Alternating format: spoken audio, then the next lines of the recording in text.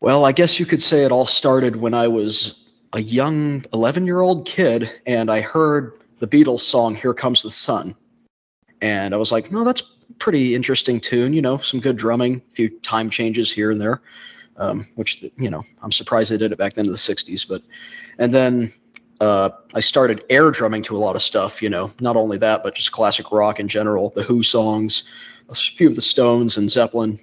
And I got into classic rock at a really young age, and then all of a sudden, for my 12th birthday, I got one of those starter kits.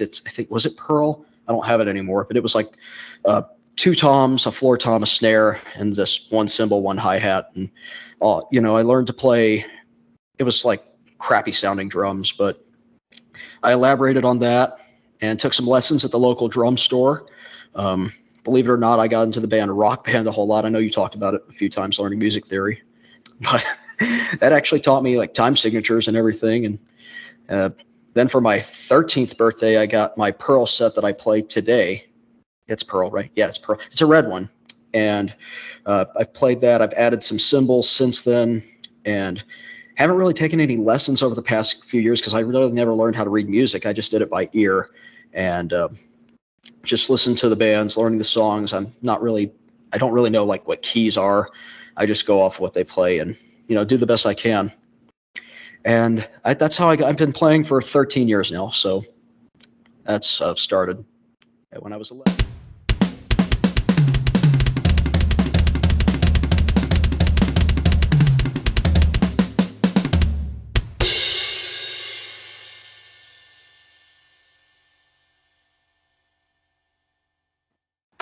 Hey everyone, welcome back to the All Music Matters Net podcast. I'm your host, Brian. And joining me today, Jordan Welch, hailing from the deep south of Houston, Texas. How you doing, brother? Pretty good. How about yourself? Not too bad. I think I laid back this weekend, to be honest. Actually, yes. I had like 4 interviews like last weekend too, and this one's like just been really laid back, to be honest. So okay. So needless to say, I keep myself busy. I guess how you doing? Pretty good.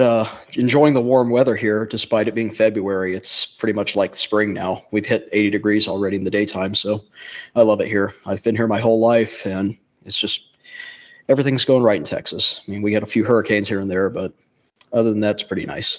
Hot, though. I bet with the hurricanes, though, because I think one time didn't used to get rocked pretty good. Oh, yeah, I've been through it. I lived in the northwest part of town at the time, and our house got wrecked by Harvey. We were out of the house for about a year, and yeah, it was no fun.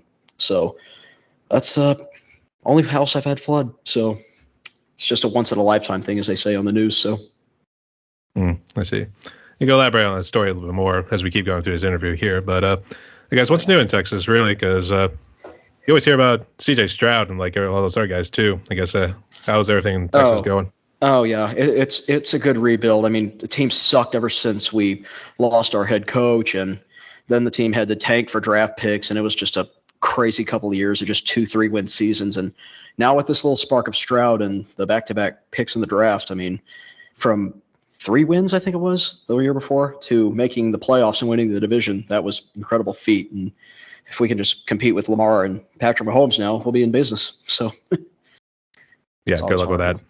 Yeah, for sure. Actually, I would say it was the Babe Ruth of trades was the whole thing when Bill O'Brien traded DeAndre Hopkins. Oh, God, yeah. I remember that day. It was right as the pandemic was going. Well, it was like a few days into it, and everyone and their mother was just like pissed off in Houston. And like next came J.J. Watt, and that was pretty much whole franchise had to rebuild. So it was bad. Well, here's to rebuilding, man. Well, you're off to a good start, so we'll see what happens. Yeah, I mean, a few more draft picks and a better defense in the playoffs, and we're in business. So we'll see. But Jordan, welcome to my podcast right here. The way it's going to work is I'm just going to ask you some questions so we get to know you more, both as the drummer, but also as the individual too. So it was a little bit interesting because you had reached out to me and you wanted to kind of share a little bit more of your story about younger drummers, because you're about 26, somewhere in that range too. So, yeah, I'm 26. So you'll get to elaborate on that as we go through it. But first, let's get to know you more, a little bit more. So for the first question here, tell us a little bit about yourself. I guess, how did you become a drummer? Well, I guess you could say it all started when I was a young 11-year-old kid, and I heard the Beatles song Here Comes the Sun. And I was like, no, that's a pretty interesting tune, some good drumming, a few time changes here and there, which, I'm surprised they did it back then in the 60s. And then I started air drumming to a lot of stuff, not only that, but just classic rock in general, the Who songs, a few of the Stones and Zeppelin. And I got into classic rock at a really young age. And then all of a sudden for my 12th birthday, I got one of those starter kits. Was it Pearl? I don't have it anymore, but it was like 2 toms, a floor tom, a snare, and just one cymbal, one hi-hat. And, I learned to play. It was like crappy sounding drums, but I elaborated on that and took some lessons at the local drum store. Believe it or not, I got into the band Rockband a whole lot. I know you talked about it a few times, learning music theory, but that actually taught me like time signatures and everything. And then for my 13th birthday, I got my Pearl set that I played today. It's Pearl, right? Yeah, it's Pearl. It's a red one. And I've played that. I've added some cymbals since then, and haven't really taken any lessons over the past few years because I really never learned how to read music. I just did it by ear and just listened to the bands, learning the songs. I don't really know like what keys are. I just go off what they play and, do the best I can. And that's how I've been playing for 13 years now. So that's started when I was 11, and it just worked from there. It started with the Beatles, I'd say, though. Ringo was like one of my big influences. So, AKA Mr. Conductor from Thomas the Tank Engine way back in the day. Mm-hmm. The British version. Yeah, that's crazy. He was the narrator. It was that, but I think they also did it in the States too. But then they eventually brought I think it was George Carlin afterwards. George Carlin and Alec Baldwin, I think, did it for a little bit. And yep, Ringo did the UK version. I do remember. That's crazy. Yeah. Actually, I do remember the VHS tapes. They did have one with like his voice, and then they did like the separate one with like just strictly Carlin's voice. So I see what you mean too. Right. But I do have to ask, were you also air drumming crazy to the Won't Get Fooled Again by The Who?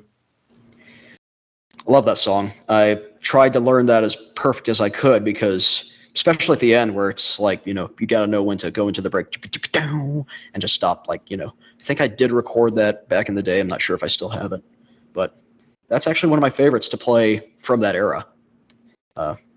Wish we had more of Keith Moon though. So yeah, unfortunately. Stupid decisions lead to stupid mistakes too, as they like to say. Yeah, so. Yeah, especially, in that age too. He's like 32, I think. So young. Win stupid prizes, unfortunately. Something like that. Actually, the rock band, how many rock bands did you play? Did you do 1 through 3, or are you still playing to this day? Not really. I mean, the equipment I had broke and the servers online got severed because for reasons of their own. But it started out with Guitar Hero, which was just like a different instrument. And then I got Rock Band for my 13th birthday as well. And the Beatles Rock Band, which is what I learned all those songs, at least what they had in the game. And then I played Rock Band 2. 3 was kind of when they got experimental with all that stuff. But 2 was my favorite to play just because of not just the DLC, but the tracks that came with it as well. I think Living on a Prayer was my favorite to sing in that game. So yeah, I played basically 1, 2, Guitar Hero 3, and then Beatles Rock Band. Those were my favorites. I do remember doing Rock Band for Van Halen, and actually, it was I did play it. Guitar Hero, actually. Sorry. Guitar Hero Van Halen, and I think Guitar Hero Metallica did a thing as well. I think Green Day did their own separate game. But all those, yeah, I did play all of them. Just the effects were kind of just trippy. Like, what the hell is this? But yeah, all the instruments, it was fun, including learning the microphone, which I'm just terrible at, but it's all good. Welcome to my world. Actually, it was a Green Day that was the Rock Band one, and then Guitar Hero was Metallica and Van Halen. So, and I think Aerosmith also had a Guitar Hero, like back when Guitar Hero 3 was popular. So, yeah, I didn't really play much of that one. I think the funny thing was I was actually trying the Rock Band guitar on the Guitar Hero for Van Halen, so it still worked and everything too. So I was gonna say, there was a thing where you could plug like a device in and use all the other instruments for various games, just so I guess because the strummer was a little better on those. I do recall doing that. Like, we're not cheating, we're making our lives easier. So yeah, we're meant to have fun with the game here too. So that's all cool. So I guess talk about your set a little bit too. I guess, is it nearby by any chance, or we just got to describe it by ear? No, it's at my other apartment. I'm at my friend's at the moment, but it's a Pearl set. It's like more of an acoustic drum set. I've had it since I was 13, so it's been about 13 years now.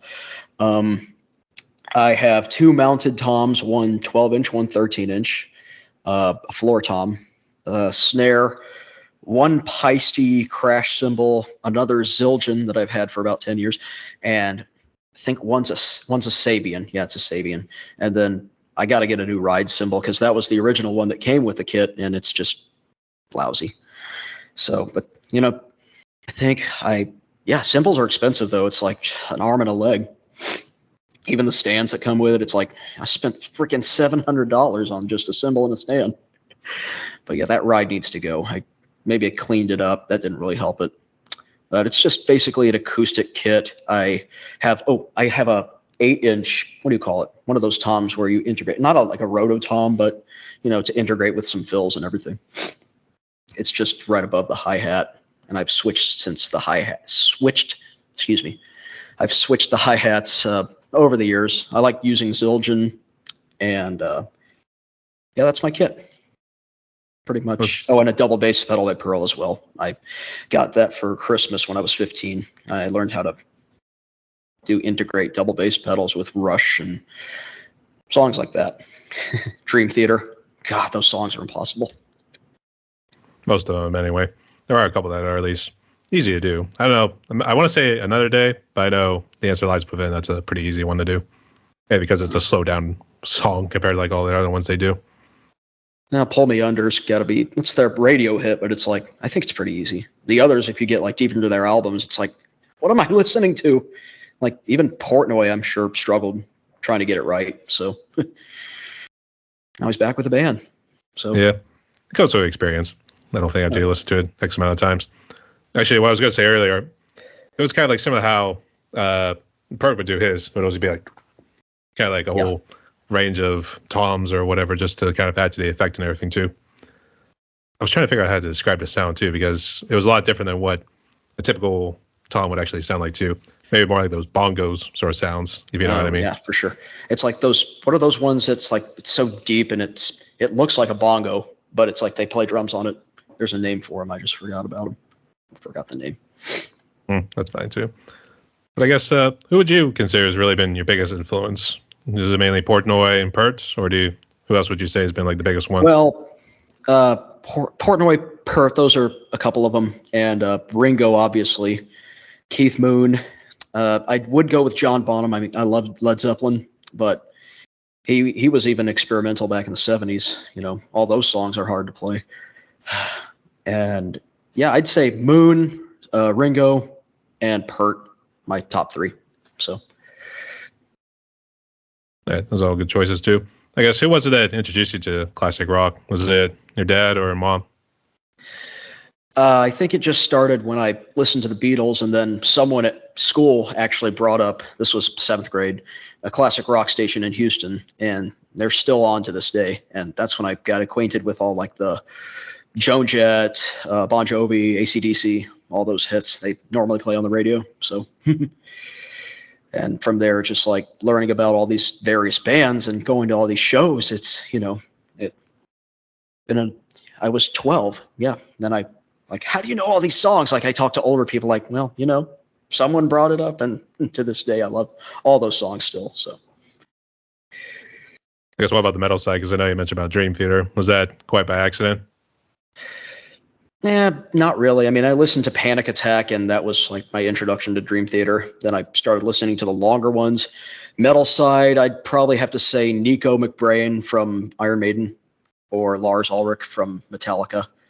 What was that other band? Anthrax. I really like them a lot as well. So, yeah, it was more like the 80s through 90s metal. Even Iron Maiden got a little progressive with the synthesizers later on in their career. So. But I love Nico. I've seen them 3 times. I'm seeing them for the 4th time in November. So that's going to be a good show. That's weird because I live up in the city of Pittsburgh, actually, and they're coming to Pittsburgh in November, too. Me and my dad are going to go see them. Nice. So yeah, they're playing at all these, like, I guess you could call them basketball arenas because they don't really play the stadiums, kind of like Metallica did on this last tour. It's like you'd think them being, but I guess they're bigger in the UK. in the States. In the States, they are too. It's just like, why not play at these, like Cowboy Stadium or something? I'm sure they draw more fans. Something like that. I'm not too sure. It's up to them, but maybe I want to say maybe it was just because of the stage layout too. But every really stadium is just kind of shaped on that odd oval shape, to be honest too. But I don't know. Maybe it's just their preference. Yeah, their props are out of this world. I mean, I've seen 2 different tours, and it's just incredible what they're able to do with all that stuff. So, have you ever played on electric drum sets before, or have you just always stuck with acoustic? I've always really stuck with acoustic, and I actually did play on one electric drum set at the music store when I was taking lessons, and I was like, I guess this can be okay, like if you're recording a drum video or whatever. And I remember another time in Austin, I played at a museum on an electric drum set. It was like Stevie Ray Vaughan's area, and it's like you can play this song to all his hits. You have your headphones, and just experimental, but wasn't really for me. I've stuck with mostly acoustic stuff, and even played on other people's kits. Even the apparatuses they used, like I have one friend who has a drum set in his garage. He uses like a rolling thing, like a conveyor belt, to move it outside. It's like, I might need one of those. It's easier than moving all that crap, But yeah, mostly acoustic sets have been my cup of tea for the last 10 years or so. I would say you were kind of experimenting with electric drum sets in the beginning with the whole thing with the Rockband and everything. Teach you about red, yellow, blue, and green. Yeah, which, it has its moments. Like you can learn like time, rhythms, whatever. But long term, yeah, I would just stick to my own kit. I love that thing. Amen to that. All right. I guess jumping into this question right here, I guess, what is it that you love most about drumming? Well, if ever I'm like having a bad day or anything, or if something goes going wrong, I mean, I just have a drum kit to play out a song I like. It could be a long Iron Maiden marathon, or it could be just, Keith Moon, the Who 3-minute song. But I'll spend like 2-3 hours in there, like not necessarily recording, just like, get that anger out your system or whatever. Not only that, it's just like learning new songs and learning from my mistakes of where to correct it and get the cover right. When it actually comes time to record, then you'll be ready for it. And I don't know, most about drumming is like, especially if I'm alone, I can, really experiment and pretend, I guess, that people are watching me, but I got my own little studio, whatever. That's pretty cool. I guess when you wanted to come on this podcast interview today, I know you want to talk about younger drummers in general, so I guess let's go ahead and jump into that a little bit too. So I guess what is it that you kind of want to share about younger drummers like yourself and I guess others? Well, if like me, you get into music at a young age. I'm sure people have been drumming more than me. I mean, they start at like 4 or 5, and they listen to just simple, I guess, like I mentioned, Joan Jett, AC/DC, slow songs. I love rock and roll, and they learn all that. And then just gradually they get better. And I saw this, I forgot his name. He had a YouTube channel, but he was drum covering at the age of 3. First video I saw was Highway to Hell. And from there, he did like all this Guns N' Roses stuff. He even got into Rush at the age of 6. I'm like, this dude is pretty good. And now he's a guitar player and a drummer. I think he formed his own band. He's now like 19 or 20. He's younger than me. But I mean, passion goes a long way. If you start early, you can just keep it going. That's what I think. I want to say it was, I could be wrong, but I know people were saying, like, where did Delta Empire go? But his YouTube channel for a good while. It just seemed like he dropped off the face of the earth for some reason, too. So I wasn't sure if that was the person you're referencing or no. No, it wasn't him. If I saw the name, I would remember. I'll have to look him up. So, or I'll come across him one way or another. Yeah, I was blown away by what he could do at 3, 4, and then gradually getting into harder songs, like I think Sweet Child O' Mine was one of the first covers he ever did. Fun song to play as well. So. Yeah, you ain't lying.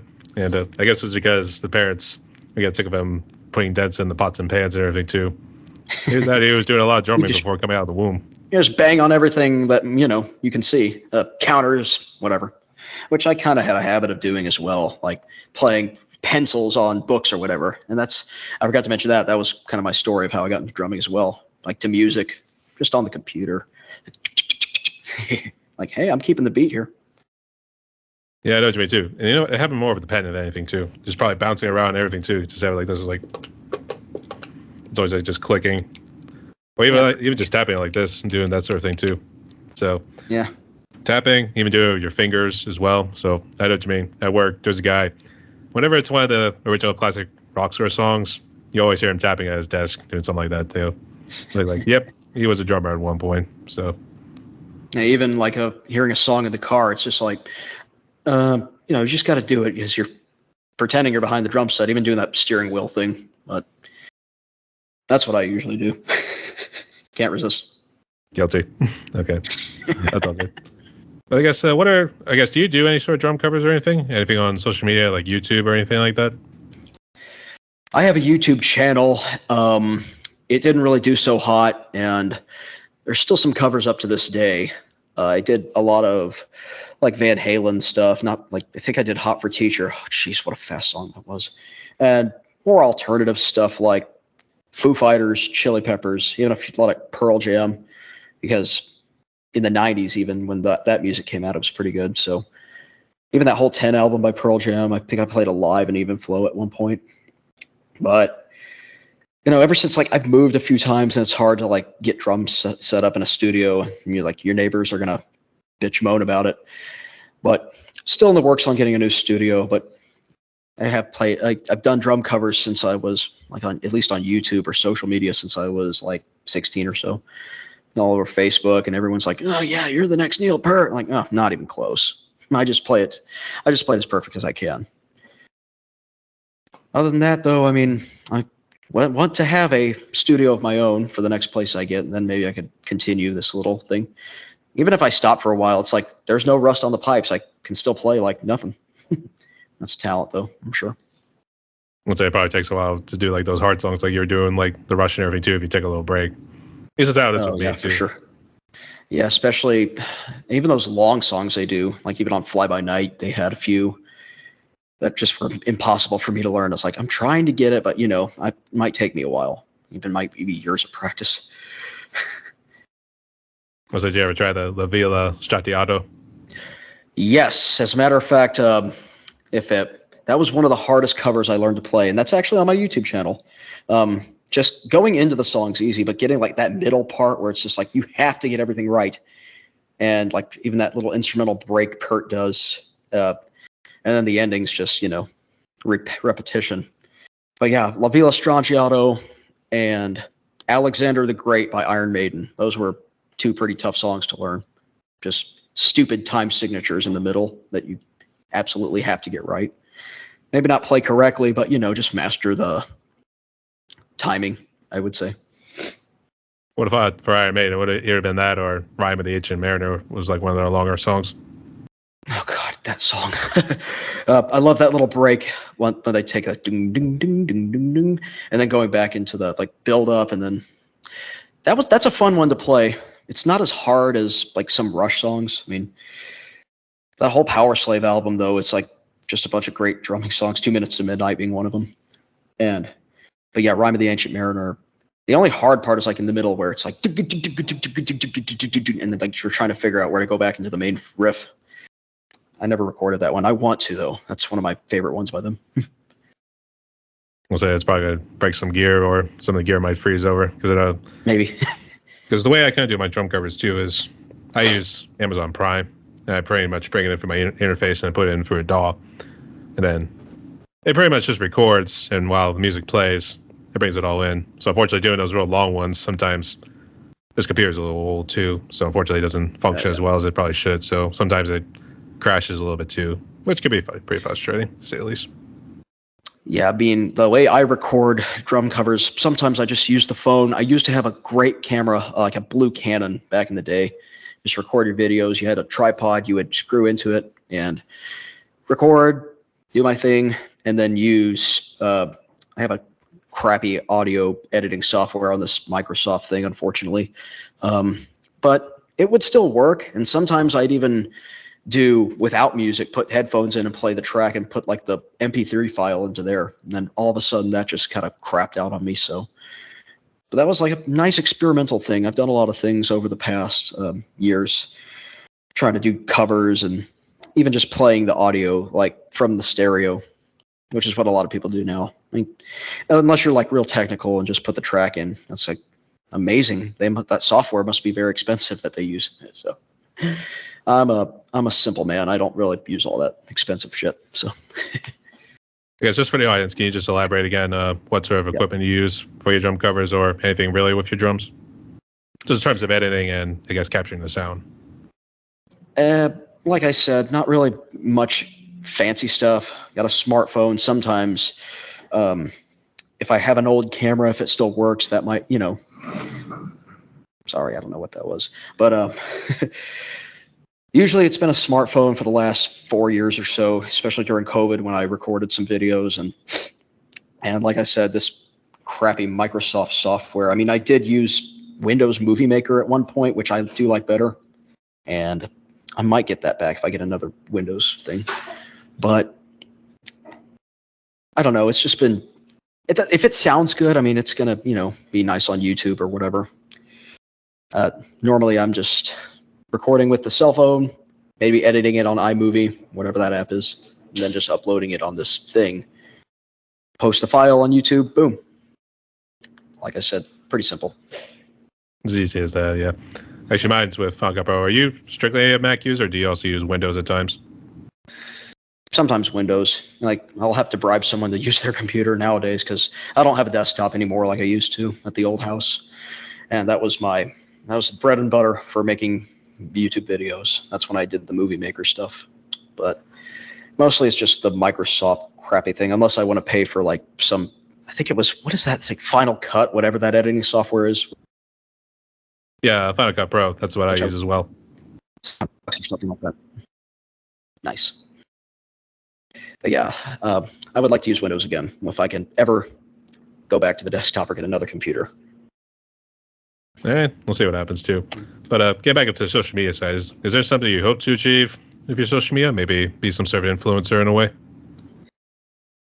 Yes, and aside from drumming, I do go to a lot of concerts, and everyone sees me on like socials. It's like, oh wow, you're really, young guys getting into rock and everything.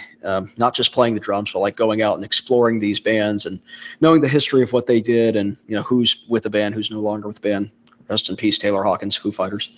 But yeah, I hope to achieve just like for the younger guys to get out there and listen to rock. I mean, there's a few bands out there, like I'm sure you heard of Greta Van Fleet and Dirty Honey, that are trying to recreate what Zeppelin and the Stones and the Who did back in the day. So as long as they're around, I mean, I'm sure the rock influence will still be top notch. As long as us younger guys get out to the shows and listen to all the music every now and then. I actually interviewed someone a while back, and Billy Price was his name. He's a big name up here in Pittsburgh, too, but he's also well known for his blues and soul music, too. But the majority of his audience are mostly older folks. So the thing I actually brought up to him was, like, how do you try to reach out to, this younger audience, too? He says it's tough because it's not just simple, like, say, like, hey, Billy Price is going to be in town right here. Come check it out. Sometimes it has to be, like, word of mouth, where people are just saying, like, Billy Price is good. Here, come with us. We'll show you right here. This guy's killer music and everything too. So Billy Price. That you had to get him extremely drunk just to drag him into the pub and everything too. But nice. I guess before we jump into any bands or anything like that, let's start with COVID right here first. I guess how bad did COVID impact you, your family, and anything music wise? Well, I had a couple of trips planned in 2020. One to Chicago and couple of concerts. I was supposed to see Motley Crue on their stadium tour with Def Leppard, which was when they came out of retirement and did that whole Dirt movie and everything. And that got wiped and postponed back to 2 years, which I finally saw them. And amazing show. But that was just like a bummer. And, all these other, I forgot who it was. I had another show I was supposed to see. But yeah, it totally screwed everything up, all the concerts and everything. Green Day, that was the band. I was supposed to see them also in Houston at the baseball stadium. Which got moved back a year later, still ended up going. But it was just like, we got to wait a year, bummer. But I was still able to do some hobbyist drumming. I don't play in any bands or anything. I just like to do it for fun. But I did lose my grandma to COVID, unfortunately, in 2021, and that kind of impacted me. But music kept me going. other than that, I mean, it was just a bunch of, yeah, I don't know. Everything got pushed back about a year. So I didn't go for a concert for a year and a half. The final band I saw before COVID was actually Queensryche, believe it or not. And they were pretty good. I've seen them 3 times now. Jeff Tate no longer with them, but distinct voice the guy has, great drumming. A little different because it's not like your traditional rock and roll. It's kind of like a metal thing. It just totally screwed everything up tour-wise and, going out and concerts, trips, and all that stuff. I had lots of plans 2020. Got to do them later, though, so that's what it is. They at least made up for it, to say the least, too. Oh, yeah. Made up for lost time. And they can use that. For sure. I see. Yeah, I mean, at that Green Day show, I actually cried when they played Good Riddance, Time of Your Life. Yeah, I was crying like a bitch, but still. Like, first concert in 400 whatever days. We're back, baby. That kind of stuff. Actually, were you a big fan of Breaking Bad? Yes, I've seen it twice, all the way through. I would say you're like Jesse Pinkman at the end, too, where he drives away after finally getting away from all the... Like, he's like joyful crying and everything too. I think like that was him when they're playing Good Riddance. So oh yeah, for sure. I didn't forget to mention I actually got tickets for Green Day as well for this year too. They're coming to PNC Park. See you in September, baby. All right. They're skipping Houston. They're going to Arlington, which is where the Texas Rangers play, and Austin as well. So I'm trying to pick one of those shows. It'll be my 3rd time seeing them. Smashing Pumpkins is opening up for them.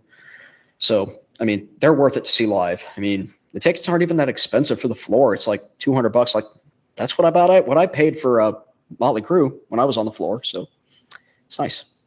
Who knows? I would say, I think it's too crowded for me. I tend to I want to see the band on stage too, which I know you probably could if you're like on the floor and everything too. But a lot of people are standing up for one thing, so I don't know what the hell the seats are really for. But if you even get like in one of those metal shows too, where you get the mosh pits and everything too, I think then it becomes a little too clustery. I want to see the band perform and maybe bang my head a little bit too if it's like something I relate to. Even in Houston, we got it's a music hall. It's called 713, which is one of our area codes. Brand new venue. I saw Judas Priest there, and it's like 5,000 seat venue, but it's like, geez. But this is what a concert is supposed to be like. Shockingly, Foo Fighters did a show there not too long ago, and I'm like, these people have played in stadiums. They're like, what are you doing here? And it's like, I don't know if Dave Grohl wanted to do something and explore smaller venues, but, I didn't get to go, which I was pissed. But next time. Yeah. Back, just in all seriousness, too. I'm sorry for your loss, first off. And did you have any brushes with COVID? Were you all okay and everything? Yeah, I was okay. I mean, I was off for 4 months. I was working full-time at a hotel doing some valet work, and we're like right across the street from Minute Maid Park, so we got a lot of game goers and Houston Astros people and convention center. So we were poised to have a good 2020 with all our events, and all of a sudden everyone got laid off, and I was like, all the events got canceled. But my family was okay. I mean, we've all suffered the virus once, except for Mom. She actually stayed healthy through it all, but we're all fully vaxxed. We're all good to go, and just a matter of staying safe. I mean, other than being off for 4 months, it was a nice little vacay. But, you get bored after a while, so. I would imagine, too. It was either that, were you able to collect unemployment and everything? Oh, yeah. I mean, it's like, hey, free money. You have to pay taxes, but still, free money. Now you come back to work. Oh. I would like to be unemployed again. Just go for another year, then just work. I mean, I've always joked about that. I've always joked that we should have we need another 3-month vacation, or like all this unemployment. We need it again. But, in all seriousness, we don't want anybody to get hurt or sick or anything. So. Yeah, I understand. So it's good to see you are doing well, mate. Good to have you around here. So thank you very much. The way you were kind of describing it earlier, I thought you were like part of a band, and actually you were traveling from like point A to point B and everything too. Do you just strictly go to concerts in around the States? Yes, like Iron Maiden, for instance. Once again, skipping Houston, doing Fort Worth, San Antonio. But if it's like Metallica, I just saw them on their stadium tour in Arlington, Texas, Cowboy Stadium. Skipped over Houston, and they're doing all these NFL stadiums. If it's a band like worth going to see, I will make the 4-hour drive or 6, whatever. And we have a lot of people come through Houston, but it's like, stadium tours and all that stuff. But I don't know why the big ones seem to narc off Houston. I'm not sure why. Maybe, I don't know. Like, it is what it is. Dallas seems to be the go-to. Actually, there was a band. It was the Callous Dow Boys is actually the name of the group. Callous Dow Boys. This is the most funny thing ever because this is jumping out of the word. How to describe it? Callous, like, someone's callous or anything like that too. And it's Dow, D-A-O, and boys. So it's like very clever. So. It is clever. Even the spelling cracks me up. So. I mean, you do that, just have like the upside down little star on it too, just kind of like insult them and everything too. Make it like a pentagram next. So. Mm-hmm. Who are they gonna get blown out this time? Next year? Something like that. I'm not too sure.